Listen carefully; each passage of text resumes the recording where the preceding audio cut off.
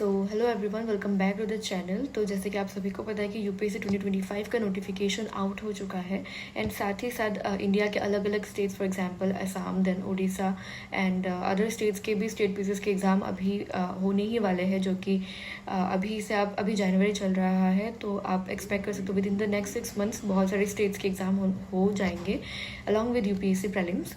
तो I just thought कि आज के वीडियो में हम एग्ज़ाम स्ट्रेटजी के बारे में बात कर ली।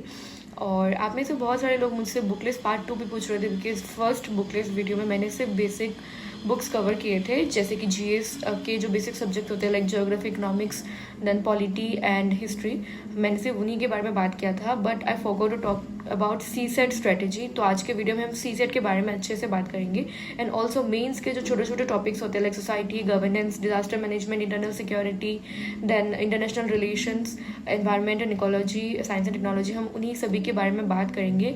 एंड येस गाइज, आप लोग मुझसे पूछ रहे थे कि मेन्स आंसर राइटिंग स्ट्रेटेजी के बारे में भी, तो वही सभी चीज़ों को मिला के आज इस वीडियो में हम बात करेंगे।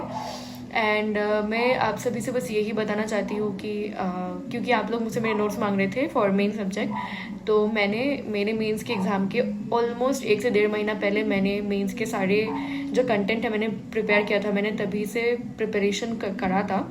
एक्चुअली जब मैं प्रीलिम्स के पहले तैयारी कर रही थी तब मैंने like disaster management, society, governance, then internal security, वो सारे पेपर्स कुछ भी नहीं पढ़ा था। Literally I had no notes of all this subjects, ना ही मैंने पहले उनको अच्छे से पढ़ा था।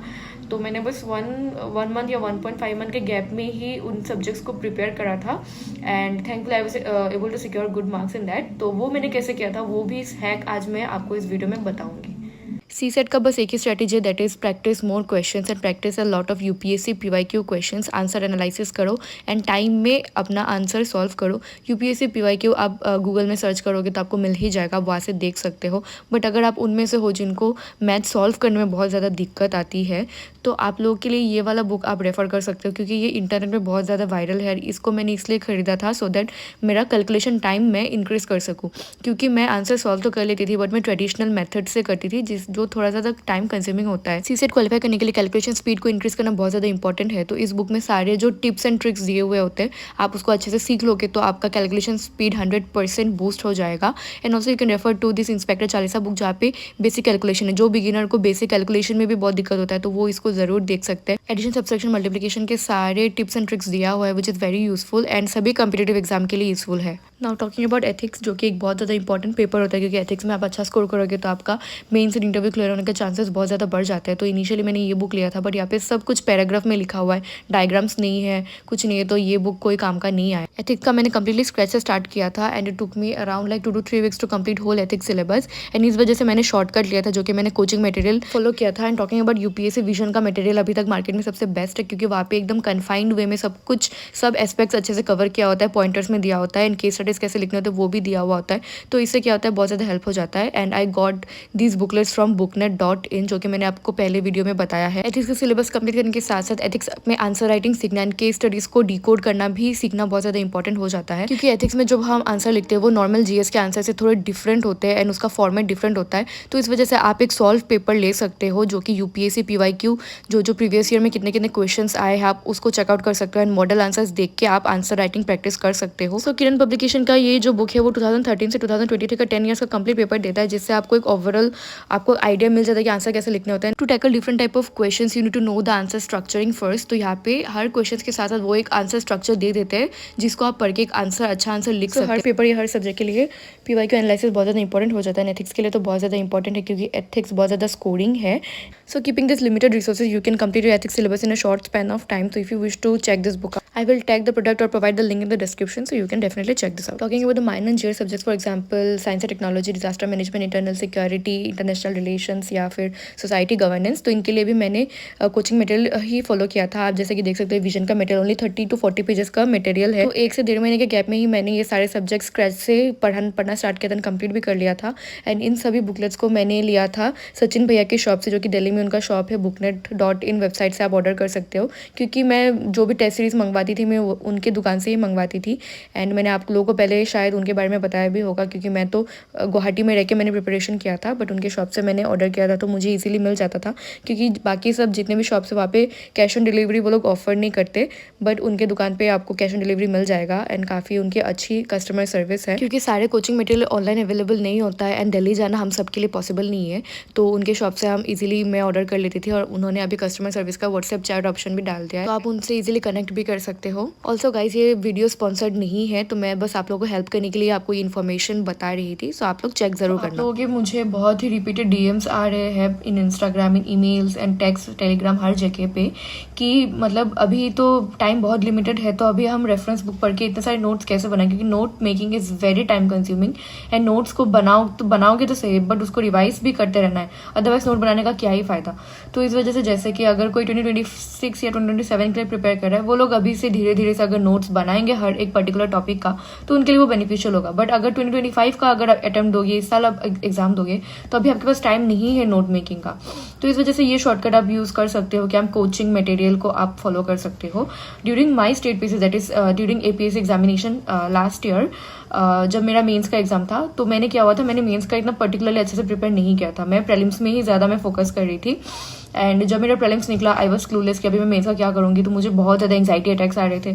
तो फिर मैंने फिगर आउट किया, एंड उसके बाद मैंने ये हैक यूज़ किया था, जहाँ पे मैंने कोचिंग मटेरियल फॉलो किया था। ऑल्दो मैंने SPM IAS अकेडमी, जो असम में बहुत ज़्यादा फेमस है, उनका भी मैंने मटेरियल देखा था, क्लासरूम मटेरियल, कोचिंग मटेरियल जो होता है, along with vision material. But in case of UPS और अदर स्टेट पीसीएस एग्जामिनेशन, क्योंकि मेरे ऑडियंस हर एक जगह से हर एक एग्जाम के बारे में मुझसे क्वेश्चन पूछते, तो उनके लिए मैं सजेस्ट करूंगी आप विजन बुकलेट ले सकते हो, बहुत पतली सी है, और जो भी छोटे छोटे सब्जेक्ट्स होते हैं मेंस के, वो इजीली कवर हो जाएंगे।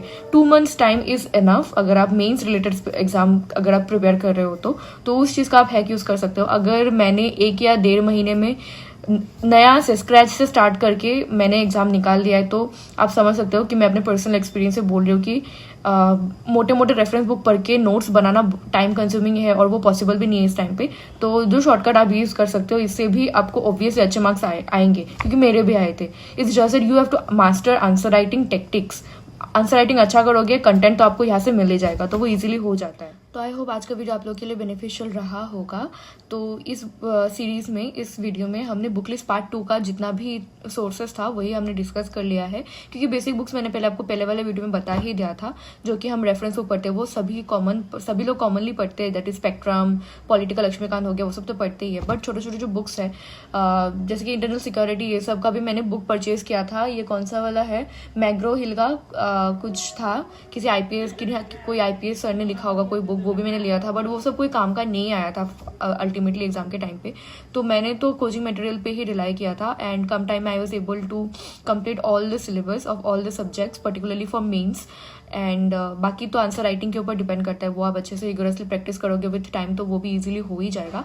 तो मैं बस यही बोलूँगी कि मेंस के लिए आपका कंटेंट लिमिटेड होना चाहिए। प्रीलिम्स के लिए जैसे कि हम समझ नहीं सकते कि क्या क्वेश्चंस आएंगे, तो इस वजह से हमको थोड़े बहुत सोर्सेज एक्स्ट्रा से फॉलो करने होते हैं, या फिर हमें क्वेश्चंस देखने होते हैं अलग अलग के, कि सो दैट हमें कॉमन मिल सके एग्जाम में। बट मेंस में क्या होता है, अगर आप एक टॉपिक, अगर आप लेट्स टेक जैसे कि ग्रीन हाउस गैसेस के बारे में अगर आपको पता है overall, if you have the knowledge about what is greenhouse gases, how is it causing harm to the environment, इसके causes क्या है, फिर इसको हम कंट्रोल करने के लिए what are the steps that have been taken by the government, like national level पे क्या है, internationally क्या क्या ट्रीटीज है, या जो भी कंट्रीज म्यूचुअली डिसीजन ले रहे हैं, वो सब क्या है। तो अगर आपके पास एक जिस्ट होगा, then you will be able to write good answers. कुछ भी आ जाए उधर से घुमा फिरा के, कुछ भी क्वेश्चन दे रहे तो आप आंसर लिख पाओगे। So it all depends on your writing skills. But इस वजह से मेंस का कंटेंट हमेशा लिमिटेड रखना होता है, तो इसको हमेशा याद रखना। मेंस के लिए जो भी आप फॉलो करोगे उसी को मल्टीपल रिविजन करना, एंड मेंस के लिए ज्यादा देखने की जरूरत नहीं है। 3-4 बुक, मतलब एक सब्जेक्ट का एक बुक फॉलो करोगे तो उससे भी हो जाए। That's it for this video. मिलता है आपको अगली व्लॉग में, जहाँ पे हम यूपीएससी 2025 का कुछ स्ट्रेटेजीज के बारे में बात करेंगे। एक्चुअली मुझे टाइम नहीं मिल पा रहा था बुक लिस्ट वीडियो डालने का, बट इस वजह से थोड़ा लेट हो गया। एंड बाकी का आपका जो भी क्वेरी होगा, you can let me know in the comment section, and you will also find my Telegram link in the description, तो वहाँ पे भी आप देख सकते हो। एंड जितने भी बुक्स मैंने बोले हैं उनके भी लिंक्स मैं डाल दूंगी, या फिर मैं प्रोडक्ट टैग कर दूंगी, तो आप लोग वहाँ से चेकआउट कर लेना। सो या that's it for this video. तो मिलता है आपको अगली वीडियो में।